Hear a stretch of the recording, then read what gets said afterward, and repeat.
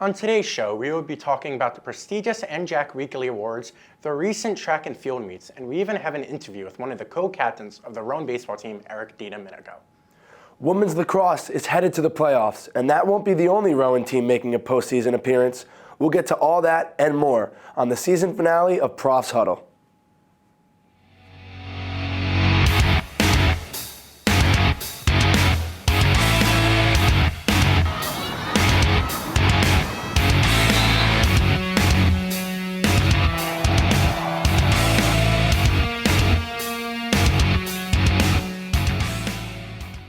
Welcome to Profs Huddle. My name is Eric Levine. And my name is AJ Helfenbein. Now let's talk about NJAC's honors from last week. Baseball co-captain Ryan Mastrangeli had a deep home run early in Friday's game for the Profs, which helped secure them the win. Also honored was lacrosse freshman standout Molly Green and a trifecta of track and field stars in Nicole Notariani, Jason Toamino, and Navaya Lord-Justy. Congratulations to all of the Profs who were honored with this unbelievable weekly achievement. And now we sent it off to our correspondent, Sean, with an interview with baseball's Eric Dinaminika. Thanks, guys. Eric Dinaminika, welcome to the show. How you doing today? I'm doing great. Thanks so much for having me. Well, dude, we're happy to have you here. So just jumping right into it. So coming out of high school, you had 3 All-Olympic Conference honors, and you had more than proven yourself on the field. What made you realize that Rowan was the choice for you? Right. Well, it wasn't an easy decision, but at first, family's really important to me, and being 15 minutes away from home made it quite an obvious decision. I go home all the time, get pasta from my dad every Sunday, and it makes it all worth it.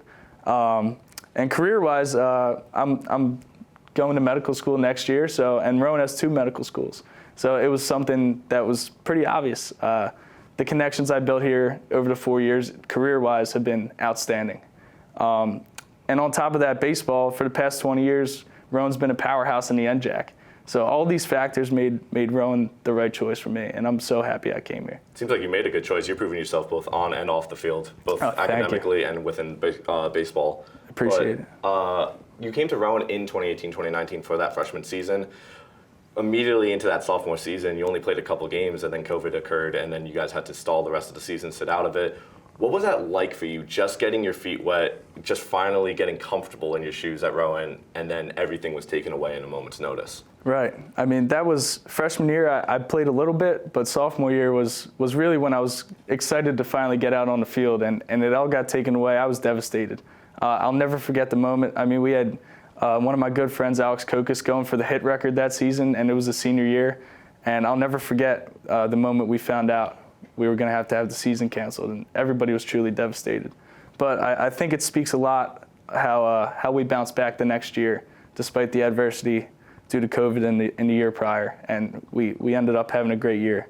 So that's something to take out of it. I love that you mentioned that too, going into the next season, because you guys both won the NJAC final and the regional title in 2021, and you were a vital asset in both of those victories. What was that like for you personally, going from only playing so many games in that sophomore season to being a star and a vital asset for your team the following year? Oh, it was great. I mean, it's something you dream about as a kid growing up.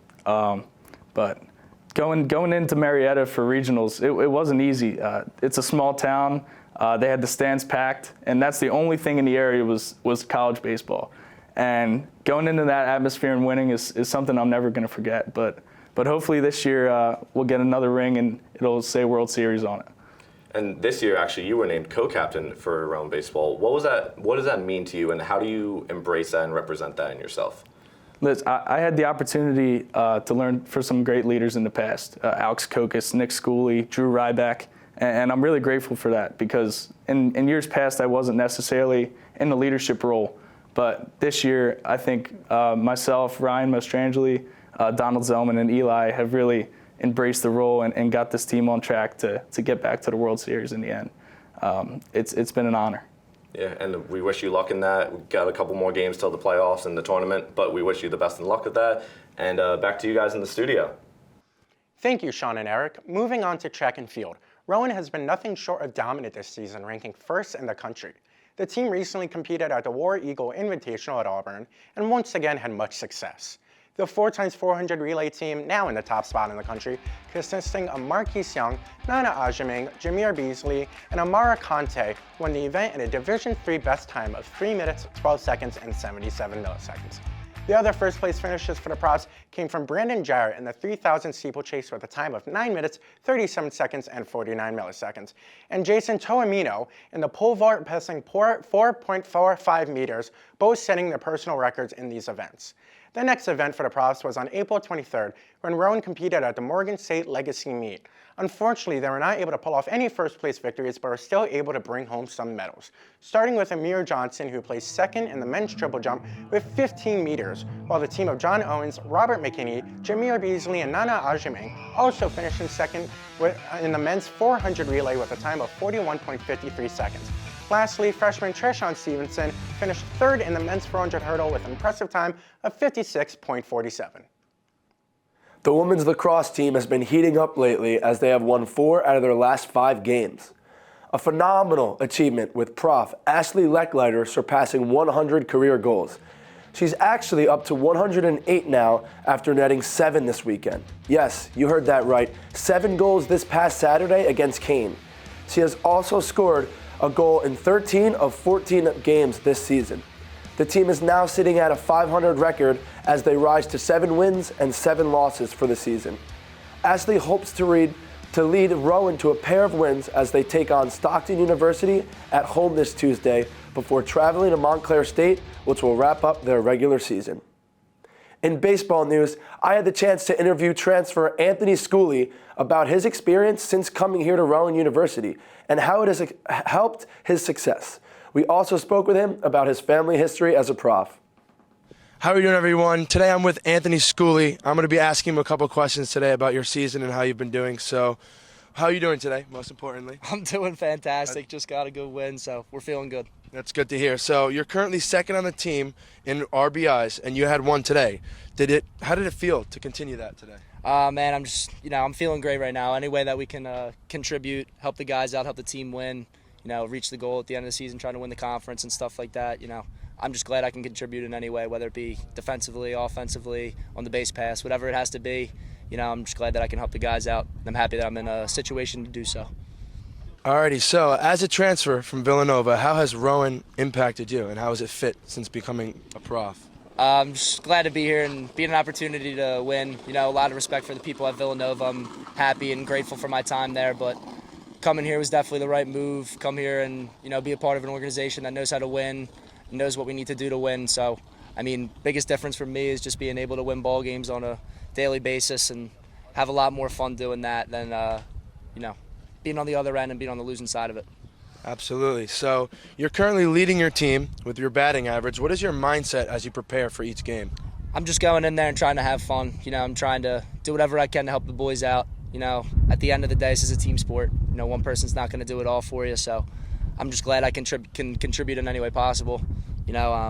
Coach always says that, we got to play for one another, play for your brother. We're not going to do anything unless we're all playing together. So I'm just glad that my teammates have had my back and I've had my teammates' back, and I'm just happy that, I've been able to have such success here with my teammates and, continue to move that forward. And last question, so if we're not mistaken, your brother played for Rowan from 2018 to 2021. How that may have impacted your progression, development, or anything like that? Well, it's definitely something to push forward to. He had a really good career here, very good player, very good in the field, very good hitting. I'm just trying to be better than him, honestly, if you want me to be frank with you. So I'm just glad that I could be out here and, chase the records that he's set and, try to break his lead, his league averages and stuff like that. So every day that I look at it and, see that I'm doing a little bit better than him, it puts a smile on my face. So he's definitely pushing me a little bit. I'm looking at him right now. He's actually over there. But, I'm happy that he gave me an opportunity to come here and perform and succeed and be a part of this, because it really is special to me, and I'm happy that I'm here. And a lot of thanks goes to him because he's the one that got me here. So awesome, bro. Thank you so much. Great interview. Absolutely. We want to say a big thank you to Anthony and the Rowan baseball team for helping us interview today, giving us some information about their season that they're having. What a phenomenal story. Thank you, Anthony Schooley, for talking to us about your journey at Rowan.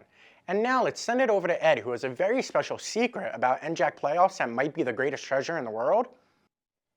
Thanks, Eric. Well, I got some good news for all you sports fans. I found this magic lamp, and that genie inside told me that I could make 3 wishes. And those wishes are for Rowan's baseball team to repeat their NJAC tournament and make a deep run in the College World Series. They have won a massive amount of games, so we have to keep it up against top NJAC schools like Stockton and Keene in postseason play. Okay. My second wish is for the softball team to finish their final 4 games strong and absolutely dominate the NJAC tournament. Going up against Keene University was bumpy, a win and a loss in the weekend series. So let's keep it on a straight road to victory. And finally, I wish for the women's lacrosse team to make magic, and not actual magic. That's just for me and the genie here. Happen with a win in the NJAC tournament. We know they have talent. What else? And I'm out of wishes. But I'm sure the track and field team would just be fine without me and my friend here. Back to you, AJ and Eric. All of us here at Profs Huddle want to thank you for spending your semester with us. For one last time on Season 4, I am Eric Levine. And I'm AJ Helfenbein. Thanks for watching. And as always, go Profs!